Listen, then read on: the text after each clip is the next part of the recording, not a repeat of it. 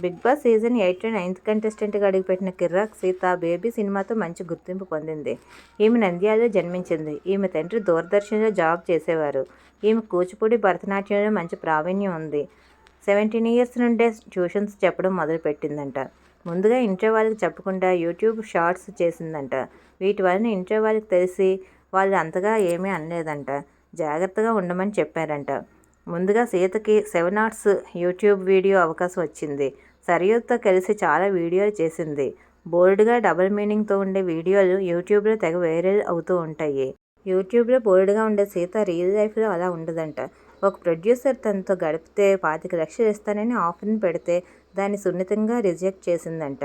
ఎప్పుడైనా పార్టీలకు వెళ్ళినప్పుడు అప్పుడప్పుడు తాగుతుందంట. ఆమెకి ఒక లవ్ స్టోరీ కూడా ఉండేదట. 5 ఇయర్స్ తర్వాత ఆ లవ్ బ్రేకప్ అయిందంట.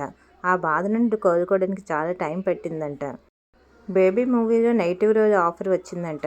తనకు అటువంటి పాత్రలు చాలా ఇష్టమంట. తనకు తాను నిరూపించుకోవడానికి ఎటువంటి పాత్రనైనా చేస్తానని అంటుంది. బిగ్ బాస్ ద్వారా మరింత అవకాశాలు రావాలని ఆశిద్దాం.